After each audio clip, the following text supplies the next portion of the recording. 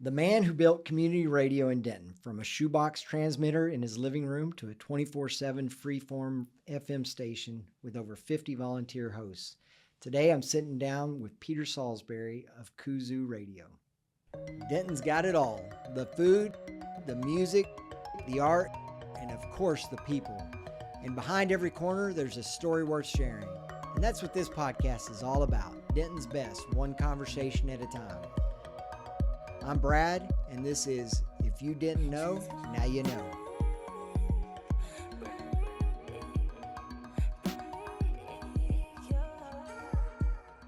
Welcome back to another episode of If You Didn't Know. I'm excited to have Peter Salisbury here with us from KUZU. Thank Welcome you for to the having me. Den. Yeah. Just down the street from your little place, right? For sure. Yeah. I could throw a baseball and hit it. Well, don't throw baseballs at us, please. Peter, I'm really excited to get to know you better today. We met years ago. Yeah. You did some photography for us as we were kind of starting on the Fine Arts Project. And that's really your background and what you're passionate about and what you make a career in, right? Photography. True. Yeah. That's what I came to school here to do. Yeah. You came to the University of North Texas for that? Went UNT. I went through the art department. There are a couple ways to do the photo, degree back then, and you could do journalism or art department. I chose the art department, and stuck around. Yeah. It seemed to jive with me. I liked it, and I'm still doing photography to this day. Yeah. So where'd you grow up? I'm a Texas boy, so born in Houston. Gotcha. But didn't really see much of that. We kind of moved around. I was about 3. We moved to Denton, which is on the border up there near Sherman. Yeah, sure. That was my childhood, and then like middle school, moved to Garland, and then college moved here and stuck around. Been in Denton ever since. Yeah. Well, I feel like I say this on nearly every podcast, but every episode, but we've had a lot of that where somebody's come for school here and they just stick around. There is for sure a magnetic quality about Denton. Yeah. That, it sinks its talons into you. Yes. I like that pun. That's a good one. Yeah, well, it does. And we're glad you're here. We're glad you stuck around. I'm really excited to learn more about KUZU today. And, Jason Reimer kind of reconnected us, I think, a little bit. And he says KUZU is just one of the most, hidden treasures of Denton, and a well-kept secret, but it's such a treasure for Denton. And so I want to kind of shed some light on it. And see what hope so. That's what we hope to grow into for sure. Yeah. Very cool. Well, let's talk about kind of how you got this idea. I mean, again, if photography is your background, what in the world are you doing in radio, and how'd you get it? How'd you stumble into this? Well, all because I was, into music my whole life as well. Okay. So my parents growing up, gave us piano lessons. I had a brother who's 3 years older than me, and we both had piano lessons. Right. Guitar lessons, learning like Mary Had a Little Lamb on the acoustic, a little junior acoustic when I was young. And so, and growing up, my brother was into music too, and we kind of dabbled in playing at home. My brother's a drummer, and I kind of play guitar and other instruments. And, through middle school and high school, kind of dabbled in bands and stuff like that. Yeah. And so, I always had a kind of music angle, but it was never like my, the thing I felt like that was going to be my career or something. Right. It was always just a passion, hobby. Do you have a particular genre that you like to perform and or listen to? Are they the same? Oh, well, what I like to listen to is kind of across the board. Eclectic, yeah. But back then, the first band I was in was called the Bloody Index Fingers, and it was me and my buddy Joe Beth. She was a friend of mine. We were from my church I went to, and we made goofy songs on acoustics like Yellow Pages and The Man on the Pez Container, and super big hits, Yeah. And then high school band was called the Jacobins, and we thought we were very serious. We really thought we were gonna be touring in England and stuff. Okay. So what type ideals. of music? That was but just kind of indie kind of stuff, Indie rock, yeah. Cool. So does the man on the Pez dispenser, does that get played on KUZU now? You need to play that. You know every what? once in a I while. should put it on. Honestly, I do have a recording, and so maybe I will put that on. I'd like to hear that The song. bloody index fingers. Yeah. Yeah. That was great. Go, Shout out Joe Beth. There you go. I love it. So it was what, 2017? It was probably earlier than that. I guess KUZU started in 2017. Is that when it officially launched? That's when we officially launched. Yeah. But your idea for it probably was several years before that. Yeah. It took a while to get going. I mean, the initial thing we did, my wife Erin and I started a little AM station, at our house. That's kind of how the whole thing started. And that just kind of, honestly, our 18-year-old son moved out, and we had an empty room in the house. And I bought an AM transmitter, and we turned it into a little radio station room. Okay. So kind of spontaneous, fun idea, but it came from a real place of being in the music community here, Right. Seeing what the community had, Mm-hmm. and what was missing, Mm-hmm. right? Mm-hmm. And I'd have several discussions with friends over the years, like, oh God, wish we could do this, or wish this town had this. So one of the things that was missing was a radio station that represented like the kind of the local scene and music that was going on a little more. UNT station was at the time was full on jazz, which is an awesome that's station. Changed a little bit now, right? It has now. KNTU's changed. Yeah, it's actually called 88.1 Indie, I believe. Mm-hmm. Yeah. So they a lot of 90s music and stuff. Right. But at the time, it was all jazz. It didn't necessarily, we felt, represent the local scene that was going on, which we felt, was pretty active. I moved here in 92. Okay. Right? So 1992, I moved in Bruce Hall. There was a lot of music going on there. Yeah. So Bruce Hall, I went through like Bruce Hall Jam, Mm-hmm. Punk Rock Weenie Roast, all that stuff. And then, shows down on Fry Street, Fry Street Fair, Right. all that time period. Mm-hmm. And then there was like Karma Cafe at the time. Yeah. Had great shows that were going on. And then the Argo opened up, and that was like heroic. Yeah. Old venue here in town, and that curtailed into Rubber Gloves and Dan's and all that kind of stuff. What was the venue kind of on the far south side of Fry Street there? It was kind of the last one, just right across from campus. Oh, Rick's place. Rick's, that's right. Yeah. Rick's had a bunch of shows. Yeah, it seemed like Trip and Daisy. Oh yeah, Trip and Daisy would come names through. I here. saw them, and they had all their multiple projectors going and stuff inside Rick's. So cool.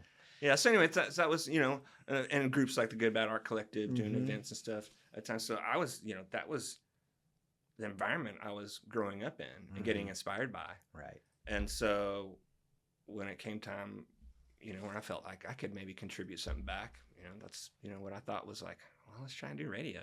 Yeah. So on the AM station that you set up, was that running 24/7, or was that just? It was. Yeah. It was actually an iPod that was that ran for years. I should turn it into Apple or something and write a letter or something. Like it went Never for died on you, years yeah. and never died. It did kind of swell up a little bit, but yeah. No, yeah. That was going 24/7, and then early on we would just get on at random times. Yeah. Hanging out with friends late night. We just hop on, start playing music, and talk to no one. Yeah. And then I started having friends show interest in actually doing shows and coming It's kind of over. like this podcast. We talk to Yeah. each other, but nobody listens. No. Right. Well, Hopefully you never know. You never know. That's no. kind of the beauty and the romance of it too, right? Yeah. You're talking, your voice is just going out to the air, and you don't know who it's to, man. Who knew? You know, So, idea. something kind of special about that. Yeah. But yeah, it started out pretty slow like that, and friends started coming over and doing shows regularly. One of which, I think we talked about for Sarah Ruth, her show Mhm. Tiger D, which she started with our buddy Nevada Hill, who passed away. But they started way back in the 1670 AM days, Wow. and she's still doing her show. Curtailed it into KUZU and kept it going. Oh, cool. But yeah. That's neat. So you transition, or at one point said, "Let's go to try and get an FM license." I mean, Well, that's not really. That honestly, that wasn't the idea. That wasn't our idea. Okay. And at the same time, I knew that 1670 it was such a small neighborhood kind of broadcast, and at one point we lived on the square, so it was broadcast on the square, so that was kind of cool. Yeah. What kind of range would it have? The range with that was very, it's very strange how radio waves reflect off things, and what you can, and on a small broadcast where you can pick it up spontaneously sometimes, so it pop up over town. But really, a strong broadcast, maybe just for a half-mile radius, or just a few blocks of a neighborhood, or definitely around the square, right, around the immediate square area. Yeah. And but then there'd be weird times where someone's like, "Oh, I was like a mile away," and it popped on, and I was like, "Okay." But we were just doing that, and had a little blog and talked about the shows and stuff, and because of that. We got contacted by this a community group, like a radio group called Common Frequency. Okay.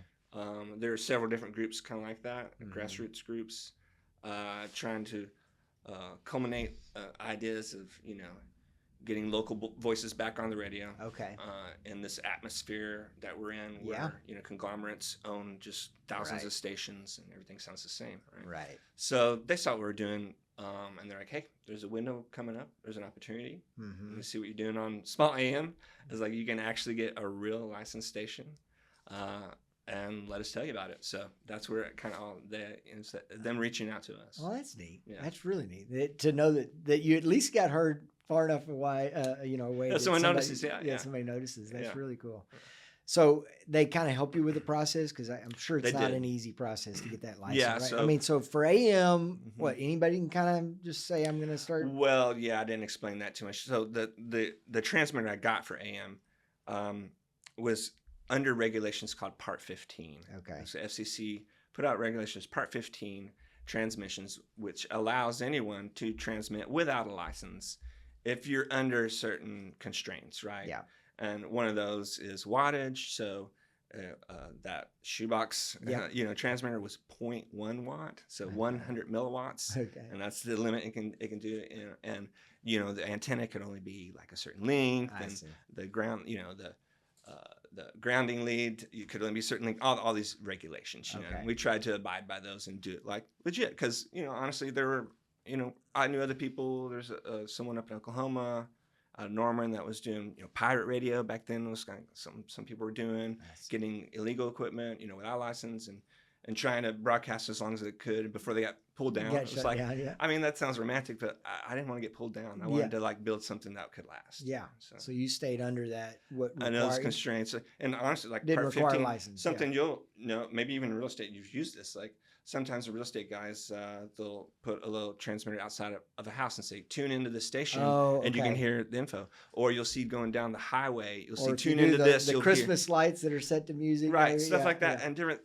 Even like wireless doorbell. Okay. Is under Part 15 regulation.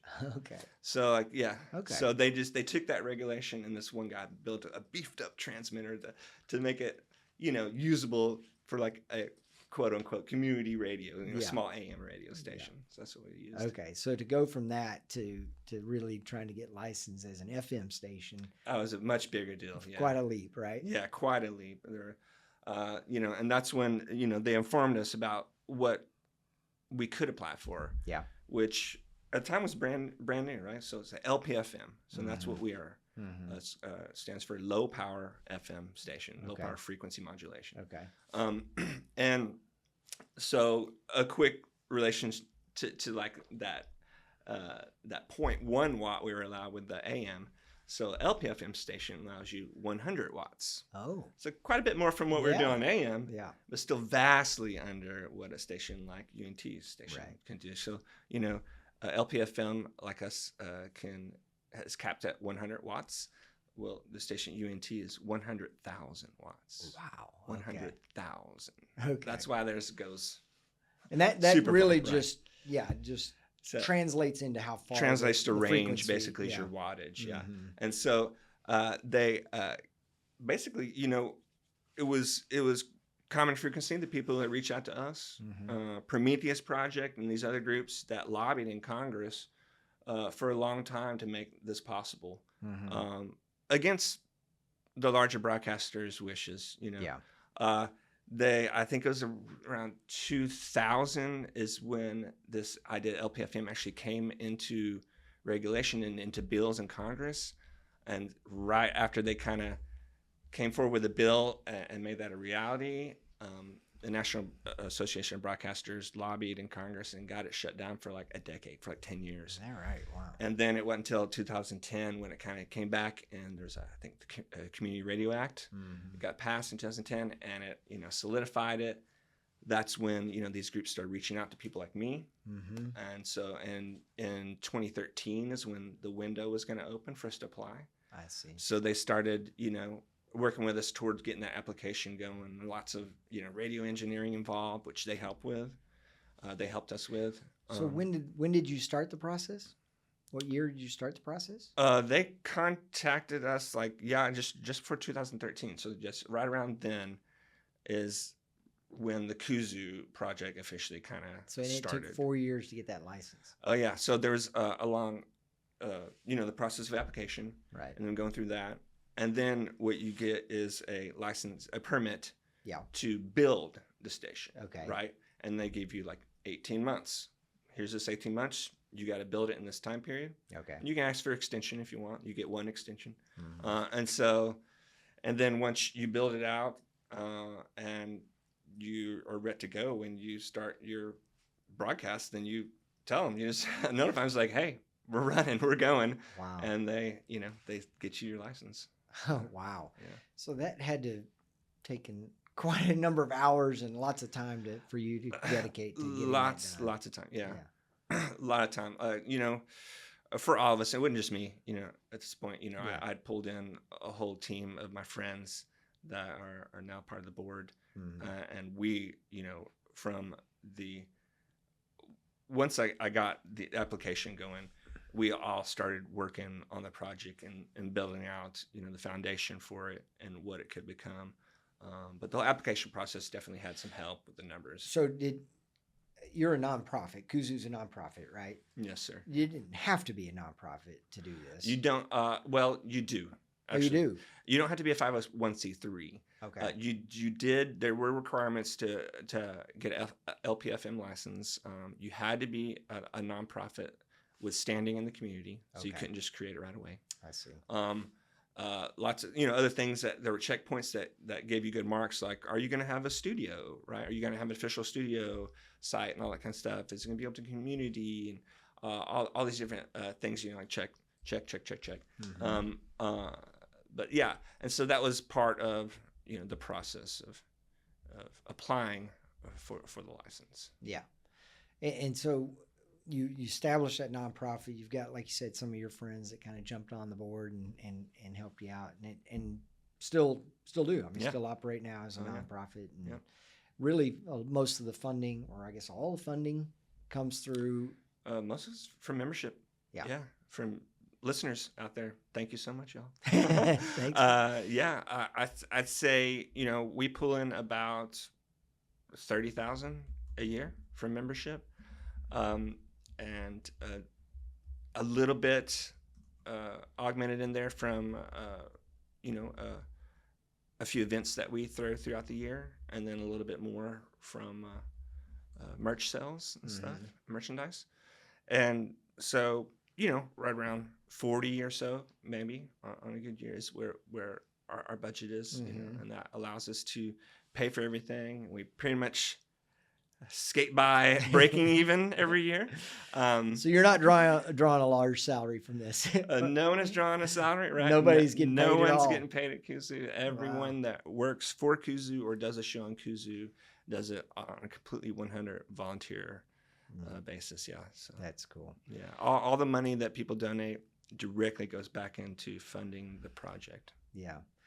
Well, I want to go back to the beginning, and then I want to dive into this whole thing about who actually makes the content for the radio station. But yeah, when you first got that license and you went live for that first time? Did you put on the first show, or did you kind of open it up, or what'd you do to open it? Well, we had a few test broadcasts, right? Okay. And so our very first test broadcast, we did play an album, an unreleased album, from our friend Nevada, who I said had a show on our AM station with Sarah Ruth, who continues her shows called Tagadi.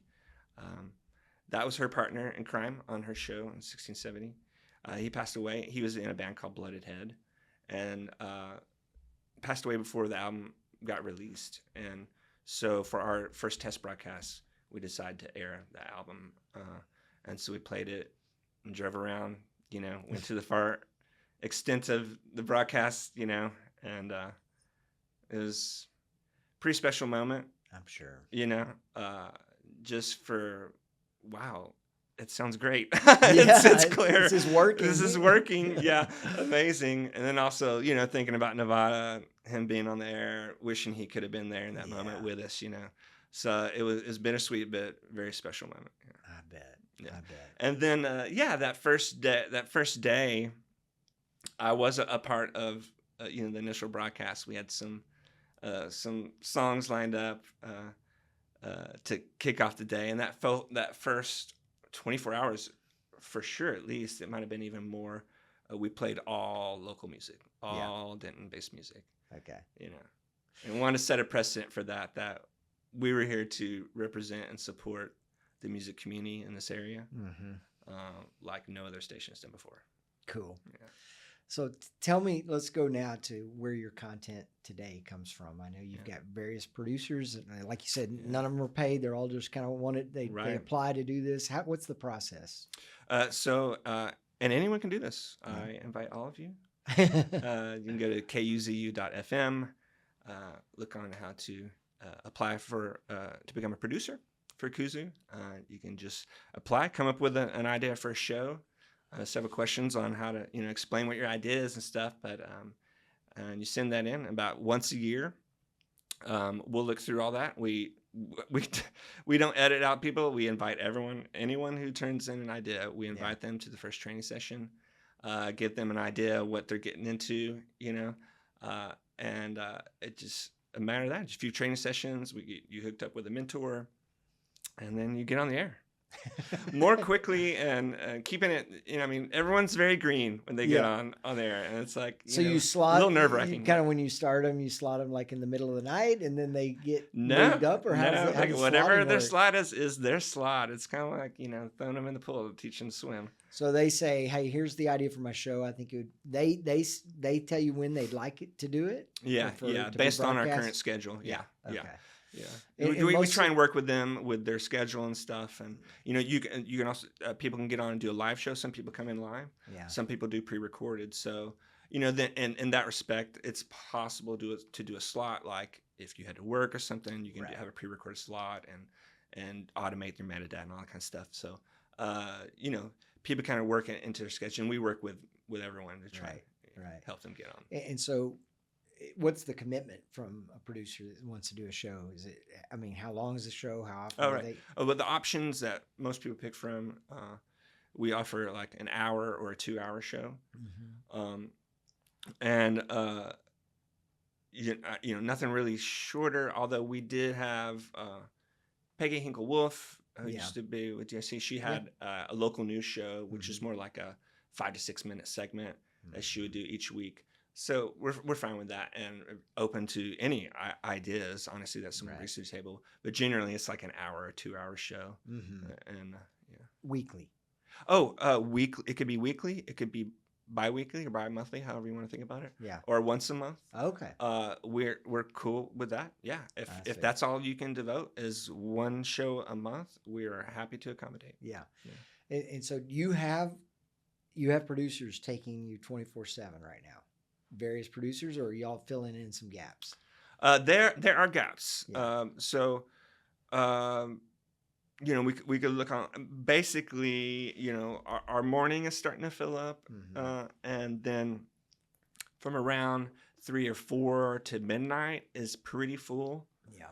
So there are definitely some holes for people to fill in for sure. We got plenty of space for more producers out there. Come on. Go ahead. You got ideas. Let's go. Peter's all about them. Talking to you. So KUZU.FM is Yeah, where that's you our can- website. And you yeah. can take a look at you can take a look at our schedule and see the programs.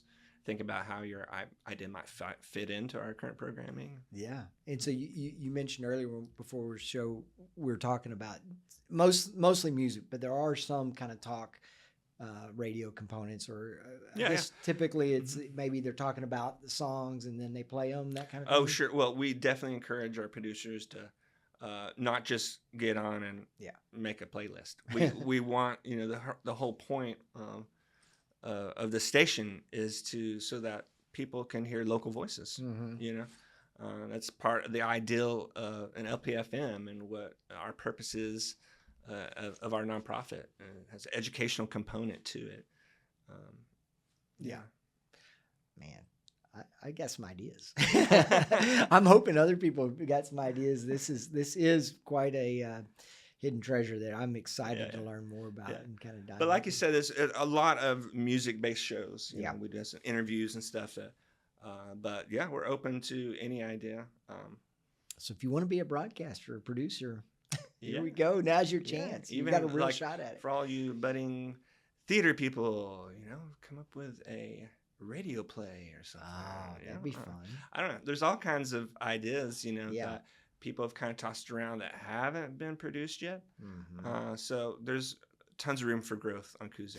And there's probably, even if you don't come up with your own content, just like music, a lot of this is playing other artists, but the same thing with a radio play. I'm sure there's scripts out there that you could just read. Reinvent. Yeah. Yeah. I like that. I've got a niece that might be really into that. Let's see if we can get her on. Okay. Yeah, and we pay royalties to all the normal big publishing rights organizations and stuff. So people can pretty much play anything musically they can find. And we always, like we said, we leave that open to the producer, the DJ that comes on the air. Like, we do not tell anyone what to play. And very unlike other stations. You're not telling them what not to play. You don't. We're not telling them anything. It is completely up to them as long as they abide by KUZU policies and FCC regulations. Yeah. Well, that's neat. Yeah. So, have any of your producers won a Marconi, or is that a not yet? But I'm hoping someday. Maybe someday, yeah. But you play in that same realm, right? Technically, we have received local awards. We've had producers get best radio show. We've been deemed best radio station by some different publications throughout the years we've been on the air. Like Dallas Observer, Big D Magazine, stuff like that. So we've been very gracious in accepting this. Yeah. And thank you for recognizing our efforts our efforts and what we've added to the radio landscape here locally. Yeah. Well, last thing on some of your producers, you've got some young talent, right? Some young producers. Oh, yeah. How young do they go as far as? We've had, I think the youngest we had was 11. Is that right? Or I forget it right. And then we do have one of our youth producers that got into the program. I think he might have been 13, Chandler. He's now graduated high school or something, and he's still doing a show. It's amazing. It's awesome. He's our golden child, for that program. But we've had, I think, three youth producers come through, and we have had a youth intern come through and learn about radio production and how the station works in the background. He's part of Cone School, and with his project, he wanted to come and do an internship, so we helped in that. Do you get a lot of the students from UNT that are in there? We do. We get contacted by them about other kinds of things, like other operations in the classroom, projects and stuff they're dealing with and questions they might have. Right. We don't necessarily get a whole lot of youth that are in their early 20s that want to do a show. Man. I think in college, me and my buddies, we would have loved to have And a I think talk show. Of some absolutely sort. that is Yeah. an area we need to reach out more. Yeah. Honestly, yeah. Yeah. It's not. I don't think it's. I think there's kids out there. I think we I need do to reach too. them somehow. I do too. Yeah. Yeah. Well, let's spread the word. Yeah. That's awesome. So you're approaching 9 years now on FM. Yeah, I mean, wow. I'm sure, like you said, it was just so much blood, sweat, and tears went into setting it up, and obviously all the time it takes to continue to run it. I mean, if you could go back and tell yourself, hey, you might want to change this or do this or think about this. I mean, anything you're like, I mean, we all kind of go through these times where it's like, I wish I had done this. Yeah, I would say, don't be so afraid. Yeah. Just do it. That was a big thing for us doing this whole project. None of us had ever built a radio station before. Yeah. Go figure, right? Right. None of us had ever worked in radio like that. So every step of the way, down from, like I said, the application process we described, going through the Kickstarter, trying to raise funds, and then actually, boots on the ground, how do we get a 30-foot antenna array 115 feet up in the air on a tower down the street? Yeah. It's like we had to figure all that out. So, I was like figuring out who the manufacturer of a tower and calling them and talking to like the owner's son and figuring out like the diameter of a leg of a tower at 115 feet and like so you get the right straps. It was just like insane stuff like that. Yeah. Details of something we didn't realize, and so a lot of that was just hard work, just figuring that stuff out. But the fear factor coming in of just like didn't want to mess up. Felt like this was an important thing for town. We didn't want to mess up, didn't want to lose it. We strain a lot in our training. Don't say cuss words, Right. We don't want to get fined. We were very afraid for the first few years of getting fined or getting complaints, So I would say looking back, and we've never got a complaint, right? So, Yeah. So looking back, I was just like, maybe not be so afraid and stressed about stuff like that, Well, I think just in general, your story just get out there, put yourself out there. There's usually not a lot of harm that comes in it, and a lot of times a lot of good that comes out of it. And so you definitely did that. And I mean, look what you've accomplished. It's really cool. I mean, I think it's kind of probably, as you're describing, doing all these steps and learning as you go, it's kind of like the old, how do you eat an elephant, right? I mean, just one bite at a time. So you just started whatever project somebody has in mind, something really big and cool. It just starts just little bites at a time. That's so true. And it's important to keep that in mind and take it step by step. Yeah. And, Not and get see overwhelmed by the small progress. Yes. Yeah. All right. Well, so lastly, where do again, the website for sure is where they find most of the information. Yeah. KUZU.fm. And we're, we have big plans to grow and grow. We want more and more citizens on the air and representing our town more fully. We, we're at a space right over here next to you, but, eventually, long-term plan, 5-10 year plan. We'd love to eventually own our own studio. We'd love to build our own tower and just have, So your frequency covers most of Denton, or kind of Denton proper right now? Yeah, definitely everything inside the loop. Right. And a little bit further. If you're going north, just the way our antenna has a cardioid pattern and it's facing north, so the projection of it goes a little bit further north. You can like almost get to the lake. Sometimes in here, it's like goes like a good 8 miles north. But yeah, not so much when you try and go down 377. Very different, right? So like, oh man. Well, kudos to you, Peter. This has been really cool to learn more about it and just understand kind of what went into making KUZU what it is. And I know you've got big aspirations for it. So anything we can do to help, or our listeners, y'all jump in there. Let's get some more content. Yeah, well, this helps a lot. Just getting the word out there. We've probably trained over 100 people so far in radio production, and we'd like to double that in the next 9 years, right? Yeah. Don't be afraid. if you got any ideas, get in contact with us. Don't be shy now. Yeah. So, all right, we always end a couple of questions. What Sure. do you have a favorite restaurant or a place you like to hang out in Denton? I'm sure you got Oh, a few, tons, right? Yeah. Tons of it. Well, I mean, honestly, a lot lately. I'm in my 50s now, and I'm feeling much older, and I find myself sneaking away and going to Cartwright's by myself and having breakfast and coffee. I'll see you there. I'm usually there for lunch, so but yeah, Cartwright's is a great option. Yeah. Another place on the square. Well, if we're talking about favorites, Jupiter House. I like Jupiter Jupiter House House. is great. I always get the same thing at the place I go to. Yeah. I always get the number 13 bagel with what's on with the 13? salmon, smoked salmon okay. bagel, and then I get a mocha shake. They make a great mocha shake. Yeah. Okay. Haven't tried that. Very cool. All right. Well, you also get a hat from Norman Roscoe. So awesome. you get to pick out your Eric's favorite hat. Yeah. Honestly, that's one of my favorite stores to walk through.